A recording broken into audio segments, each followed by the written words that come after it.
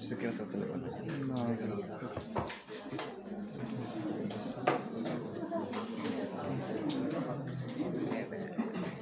Hacemos silencio, chicos.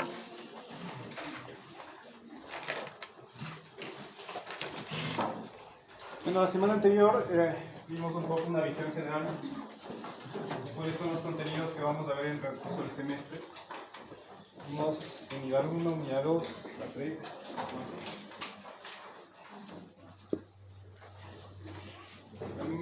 De alguna forma ya les di la parte introductoria. Sin embargo, tal vez hacer unas puntualizaciones en el sentido de que tal vez la asignatura de fenómenos de transporte no es que es común, no es una asignatura que se la revise únicamente a nivel de ingeniería química, sino que tal vez se la revise en otras asignaturas. Por ejemplo, en medicina ahorita se revisa mucho lo que son los fenómenos de transporte a nivel, un poco con la circulación de sangre, cómo se pone una inyección, los sueros. De alguna forma, las venas o las arterias, o sí, justamente las venas, de alguna forma pueden ser como el símil de una tubería por donde se transporta un fluido, que en este caso puede ser la sangre. Pues de alguna forma también ahí tiene mucha importancia, mucha relevancia. Y es por eso que tal vez ahí, como mencioné, en el área de la agricultura, la biología, biotecnología, nanotecnología y otras más, también los fenómenos de transporte son importantes, de hecho se los estudia. Como ya les explicaba, desde la perspectiva de un proceso industrial de transformación, los fenómenos de transporte están presentes y es por eso que nosotros los estudiamos, y es por eso que ustedes pueden ver algunos campos, algunas industrias en donde tiene relevancia los fenómenos de transporte. Esto ya les decía, los fenómenos de transporte abordan básicamente tres fenómenos, lo que es transferencia de calor, transferencia de cantidad de movimiento y transferencia de masa. Tal vez en las fotografías que ustedes pueden ver, ahí tenemos tuberías, el ejemplo más típico de lo que es cantidad de movimiento, una barra que está al rojo vivo, que un poco refleja alta temperatura versus el otro extremo que está frío, fuerza impulsora, transferencia de calor. Y la fotografía debajo, un poco lo que representa la transferencia de masa, un cristal probablemente de permanganato que está cayendo en agua, se tintura de una coloración intensa azul, que significa alta concentración, versus los demás que está cristalino, ausencia de concentración, fuerza impulsora, transferencia de masa.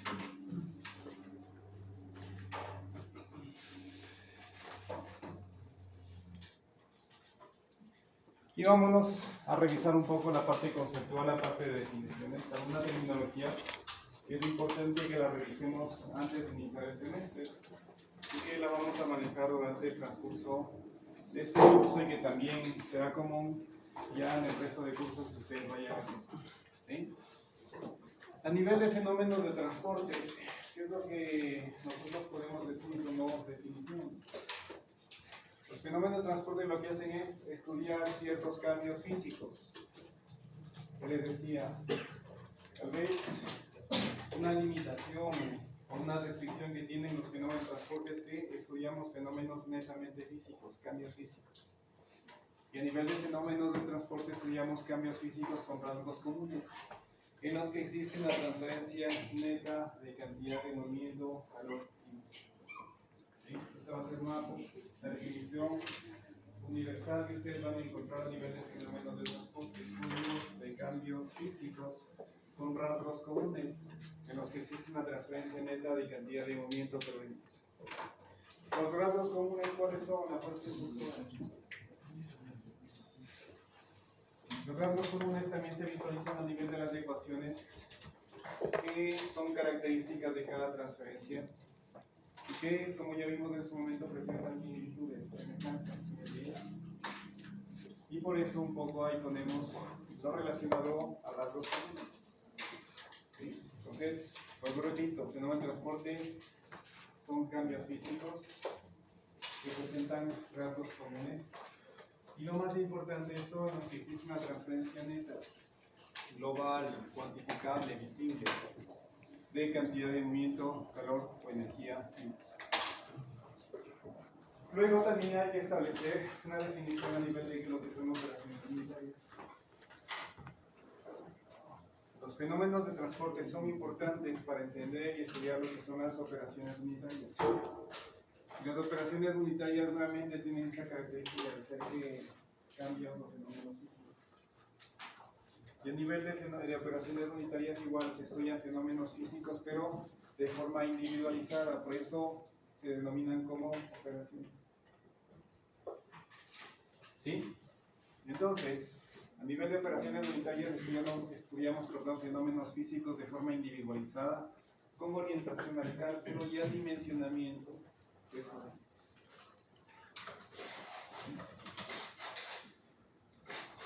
Estas operaciones unitarias son las que nos permiten a nosotros diseñar un proceso de transformación, porque de alguna forma son como esas varias etapas que nosotros vamos visualizando, concatenando para diseñar un proceso industrial o para entenderlo. Seguramente ustedes a nivel de cálculos básicos hicieron balances de masa, balances de energía, y claro, ustedes ya trabajaron con procesos. ¿Sí? Y de alguna forma entendieron que los procesos tienen varias etapas. Por ejemplo, ustedes tienen un mezclador, a pesar de que no esté ahí visualizado, pero tienen un mezclador en donde se juntan varios gases y luego ingresan a un reactor. Hay la reacción química, pero claro, en una reacción química difícilmente tenemos una conversión del 100%, de reacciones secundarias, contaminación. Lo que les decía, a mí me interesa obtener el producto de interés con la mayor pureza posible y tengo que aplicar operaciones de separación. Ustedes conocen más que yo probablemente que para mejorar la eficacia, la eficiencia de los procesos, a veces nosotros hacemos recirculaciones, con el propósito en este caso de mejorar la conversión. Pero generalmente cuando ustedes tienen un reciclo deben de incorporar una purga. En definitiva, los procesos tienen varias etapas. ¿Sí? Y estas etapas, desde la lógica de operaciones unitarias, justamente son esos. Aquí deberíamos describir lo que es el reactor, porque el reactor no es competencia ni de los fenómenos de transporte ni de las operaciones unitarias. Por eso ustedes, cuando ya estén en sexto, séptimo semestre, si mal no recuerdo, tomarán una asignatura que es Ingeniería de las Reacciones Químicas, en donde ustedes verán cómo se analiza, cómo se estudia, cómo se calcula, cómo se diseña un reactor. Porque eso es distinto o no es competencia, repito, ni de los fenómenos de transporte ni de las operaciones unitarias. Pero en definitiva, como les decía, de alguna forma ya han trabajado con procesos, los procesos tienen varias etapas complejas, sencillas, pero varias etapas Y estas varias etapas, repito, se las puede considerar como operaciones unitarias. Y juntando varias operaciones unitarias yo puedo entender, visualizar, diseñar un proceso industrial de transformación. Pero claro, esto tal vez lo vieron de forma sencilla. Luego ya tenemos una representación un poco más fidedigna de lo que es el proceso. Este, por ejemplo, es una unidad de proceso de reformado catalítico que se utiliza mucho en lo que son refinerías. Y claro, nuevamente tenemos la misma lógica, ¿no? Varias etapas. Ahí tenemos reactores, igual nuevamente el reactor no es competencia ni de fenómenos ni de operaciones. Pero tenemos la lógica de que hay etapas de precalentamiento, por ejemplo, ahí tienen los íteres. Es para tratar de incrementar la temperatura de la corriente y la ingresar de ahí, con seguridad, hay que aplicar fundamentos de qué, de transferencia de qué. ¿Sí? Luego, igual, probablemente ahí tenemos que aplicar varias etapas de separación y enfriamientos. ¿Sí? Tenemos primero una separación un poco no muy fina, luego sí ya va una torre, una columna de destilación. Sin embargo, ya tenemos una representación mucho más realista de estos procesos. Esta sí, por ejemplo, es una representación de lo que ocurre en unidad de reformado catalítico de la refinería de Esmeraldas, que es mucho más completa, mucho más real, en donde podemos ver exactamente las distintas unidades, los distintos procesos y en definitiva lo importante es que entendamos que aquí hay operaciones unitarias que me permitirían a mí intentar y repito, calcular, diseñar este proceso. ¿Sí? Hay que tener presente, vuelvo repito, que los fenómenos de transporte nos permiten entender las transferencias de cantidad de aumento, calor y masa, y que esos son insumos que los utilizamos a nivel de operaciones unitarias. Por eso ahí hablaba de estudio de fenómenos físicos de forma individualizada. Esa individualización corresponde a las operaciones unitarias que ustedes van a revisar en los respectivos cursos. Ustedes van a tener 3 cursos de operaciones unitarias. En cada operación unitaria van a revisar como mínimo 4 operaciones. Y claro, la lógica es que ustedes caractericen, estudien, ¿sí? Pormenoricen el estudio de cada operación para que cuando ustedes las traten a nivel de industria, empresa, no sé, muchos de ustedes serán procesistas, hay que lograr mucho lo que son operaciones unitarias justamente para diseñar y entender estos procesos.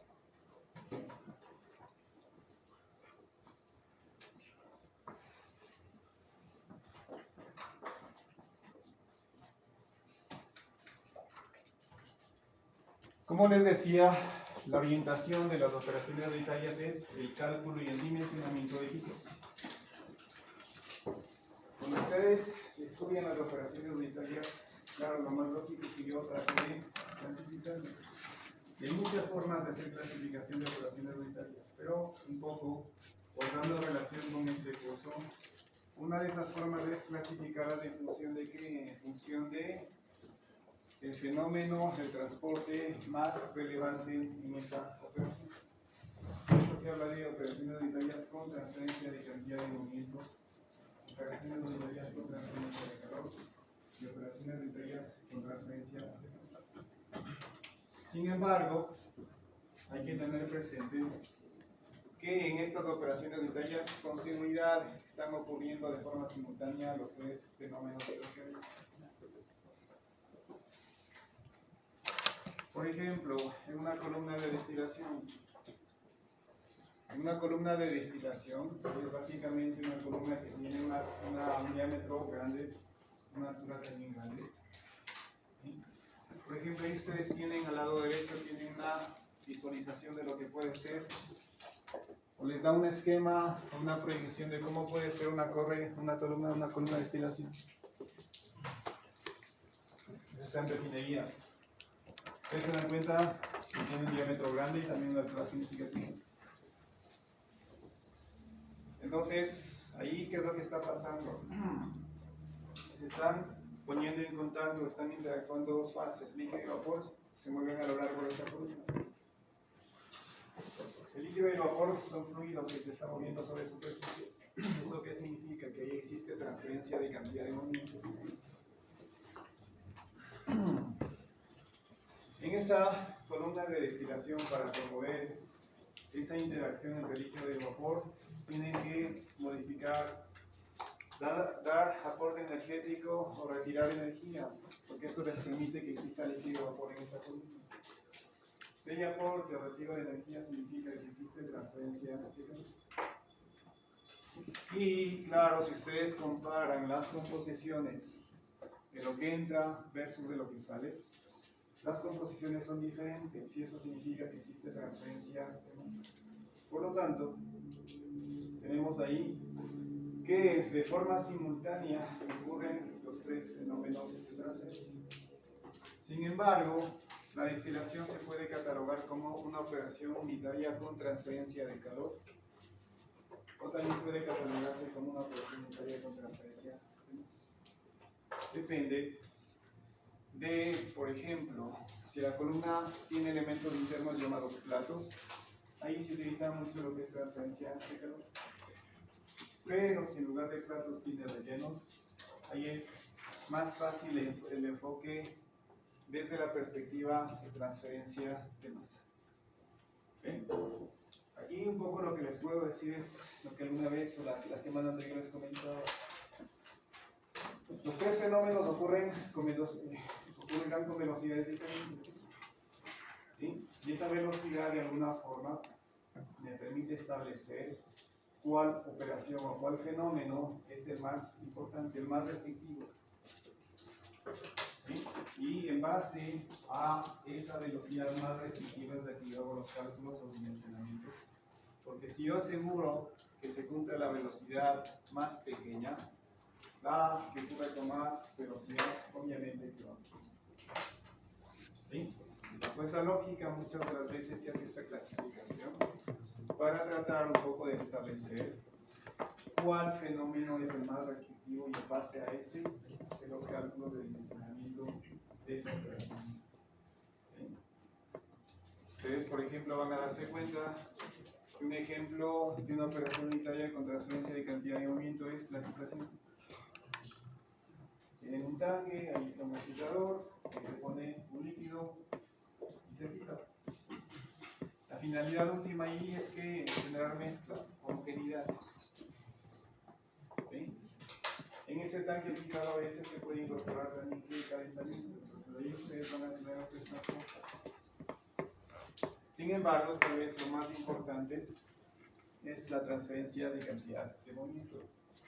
Y es por eso que ustedes en su momento utilizarán esos fundamentos para dimensionar ese tanque de agitación, ver con qué velocidad tiene que moverse el agitador, la potencia, tiempos de mezcla.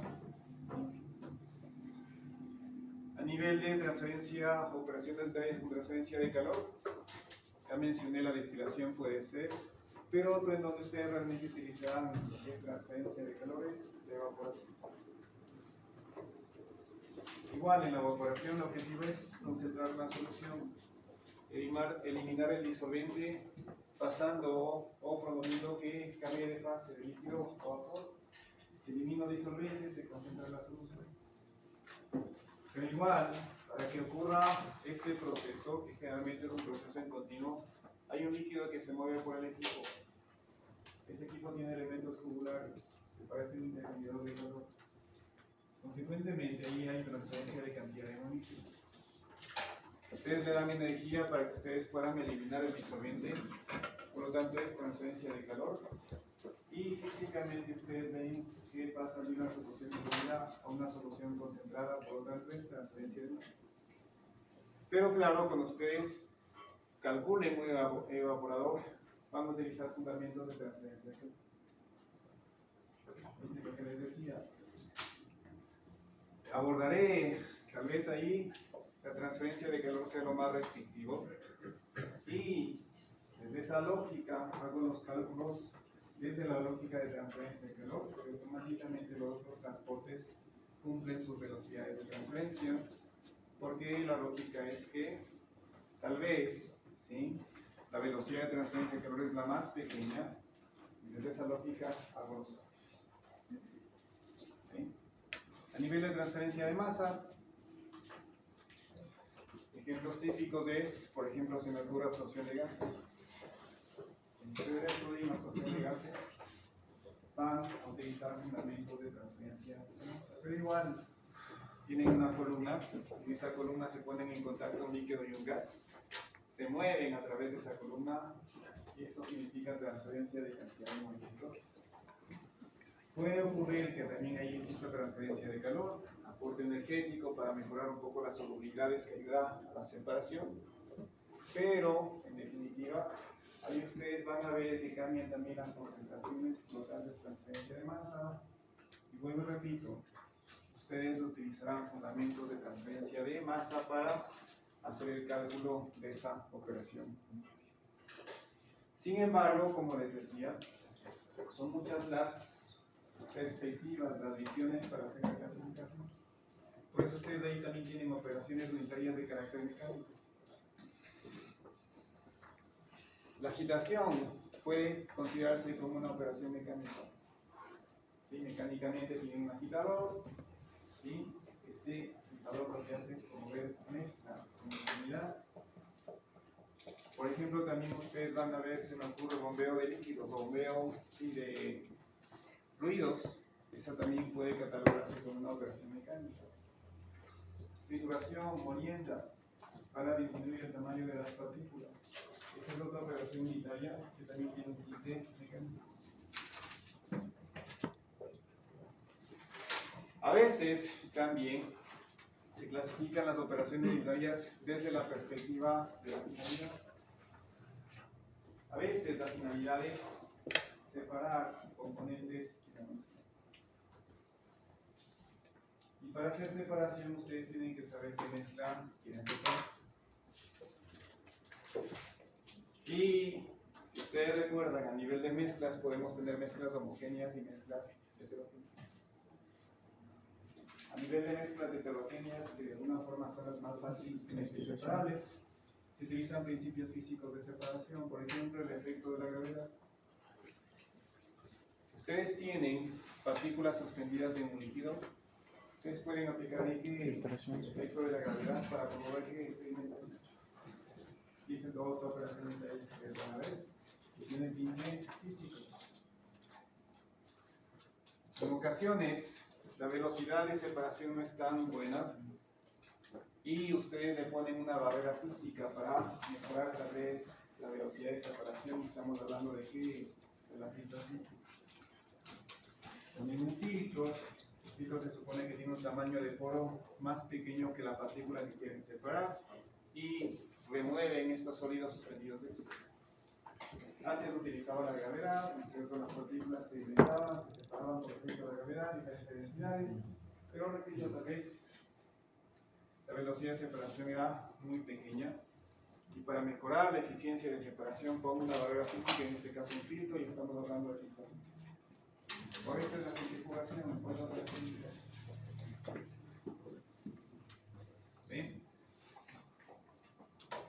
Entonces, cuando estamos trabajando con mezclas heterogéneas, puedo utilizar principios físicos, barreras físicas para ejecutar la separación, pero estamos hablando de operaciones unitarias. ¿Qué pasa si quiero trabajar con ya mezclas homogéneas y quiero ejecutar su separación? Ahí muchas de las veces utilizamos ya consideraciones que tienen que ver con líquidos. En su momento les explicarán que yo puedo separar mezclas homogéneas empleando algo sencillo. Y muchas de las veces les dirán, vamos a crear, a generar una segunda fase o vamos a adicionar una segunda fase que sea invisible con la primera. Y eso va a inducir y va a generar que separación. Por ejemplo, a nivel de destilación, ustedes dan energía para promover o generar una segunda fase. Inicialmente tenían una mezcla homogénea que estaba en estado líquido, le dan energía, genera vapor, y ese vapor tiene una proporción diferente de la que tiene el líquido. Consiguen la separación. En evaporación es lo mismo. dan energía, genera una segunda fase, ¿sí? Pero claro, hoy hay que tomar en cuenta la alimentación, qué componentes tiene la alimentación, qué tipo de mezcla están separando. Aquí específicamente la diferencia entre destilación y evaporación es que en destilación ustedes tienen una mezcla líquida en donde el soluto, los solutos y el disolvente están en estado líquido.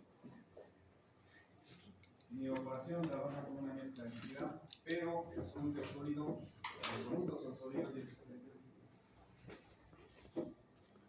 En ambos casos ustedes utilizan fundamentos de equilibrio líquido por en destilación por lo bajo o por lo pronto a nivel de destilación binaria es equilibrio líquido-vapor de dos componentes. En evaporación es equilibrio líquido-vapor de un componente, en este caso del disolvente. ¿Sí? En extracción, ¿qué hacen ustedes en extracción? Adicionan una segunda fase, que es coincide con la primera. Ahí quieren separar un componente y claro, se lo ponen en un disolvente de extracción. Se supone que el componente que quieren separar tiene más afinidad con el disolvente de extracción, pero en última instancia tienen dos fases. Fase 1 líquido, fase 2 líquido. Y claro, esta afinidad diferente del componente que quieren separar, de alguna forma ayuda con esta finalidad de separar. ¿Sí? Entonces hay muchas consideraciones a nivel de las operaciones auditarias que inciden en su clasificación. ¿Sí? Una de ellas, repito, en función del mecanismo del fenómeno de transporte que sea más relevante en esa operación.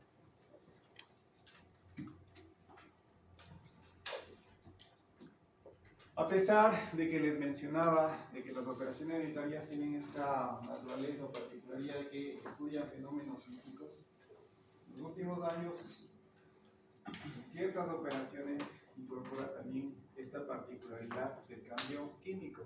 Por ejemplo, si hablamos de absorción, yo podría hablar de absorción con reacción química.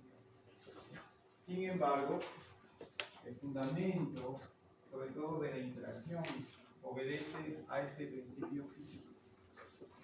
A nivel de absorción, a mí lo que me interesa es generar separación. Muchas de las veces yo quiero remover o separar un componente que se encuentra en una mezcla gaseosa y para eso utilizo un líquido absorbente. ¿Sí? Pero ahí, repito, el principio es este. Un líquido se pone en contacto con un gas. Yo quiero remover un componente que se encuentra en la mezcla gaseosa. Y claro, utilizo un líquido absorbente que tenga afinidad con ese componente que se encuentra en el gas. ¿Qué es lo que hago? Tratar de promover que el componente que se encontraba en la mezcla gaseosa vaya al líquido.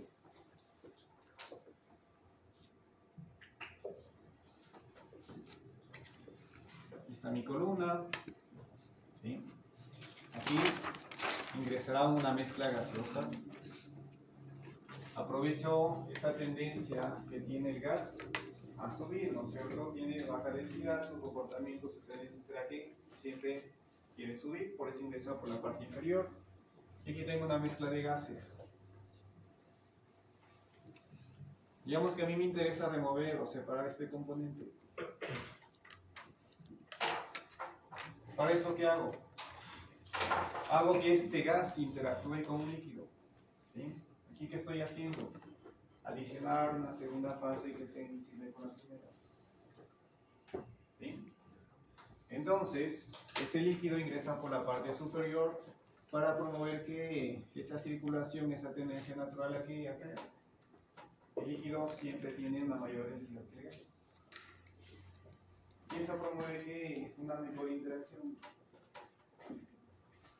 ¿Sí? Entonces, el líquido ingresa por la parte superior. Le voy a llamar un componente C, pero este es líquido. Esta es la mezcla gaseosa. Y este líquido absorbente tiene afinidad con este componente B, que es el que yo quiero separar. Pero aquí, básicamente, cuando ustedes estudien esta operación, van a darse cuenta de que este líquido absorbente deberá de tener mucha afinidad con el componente gaseoso que yo quiero separar. Y aquí utilizamos mucho lo que es solubilidad de gases acuosos.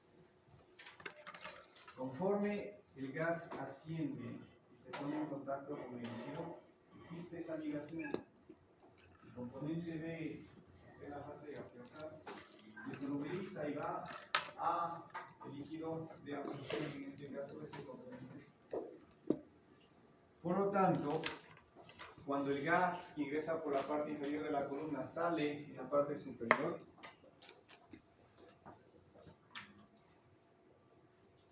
seguirá teniendo A, seguirá teniendo B, pero en menor composición que la que tenía con la dirección a la columna.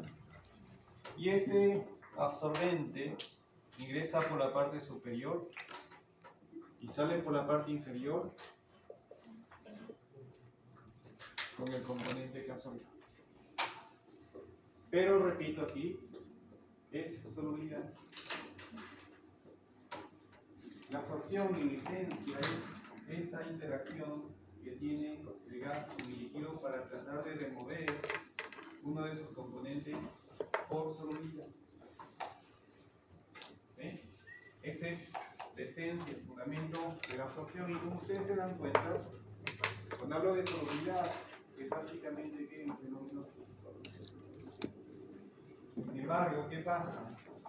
Que en ocasiones yo hago esto, pero la separación ya no es por solubilidad, sino por reacción química. Por ejemplo, se me ocurre, esa mezcla gaseosa es aire que tiene dióxido de carbono. ¿Sí? Digamos que esa corriente sale y va gestionada por una empresa. Por consideraciones ambientales, ustedes saben que hay que cuidar con las emisiones gaseosas. Si tienen mucha carga contaminante, ¿qué tienen que hacer con esa corriente? Sacarla. Una posible alternativa de tratamiento de esa corriente es absorción. Entonces la idea sería que yo remueva lo más que pueda ese dióxido de carbono antes de que esa corriente sea emitida a la atmósfera. Podemos utilizar la absorción y se me ocurre que un absorbente sea agua. Ustedes saben que el dióxido de carbono puede solubilizarse en el agua. Así que esa aire más dióxido de carbono se va a poner en contacto con una corriente de agua. La idea es que el agua disuelva el dióxido de carbono. Solubilidad, fenómeno físico. Pero también, ¿qué puede ocurrir? Que el dióxido de carbono reaccione con quién, con el agua y forme ¿qué? Ácido de carbono. En ambos casos ocurre separación, ¿cierto? Porque el dióxido de carbono está siendo separado ¿de dónde? De la corriente gaseosa. Sin embargo, puede ocurrir por solubilidad, que es el concepto clásico de reacción unitaria, pero puede ocurrir también que el dióxido de carbono reaccione químicamente con el agua, forme ácido carbónico, pero el resultado sigue siendo el mismo. Que estoy eliminando, estoy removiendo ese componente que estaba en la fase gaseosa por interacción con un líquido. Sin embargo, la separación ya obedece aquí, pero la base de la operación sigue siendo la misma.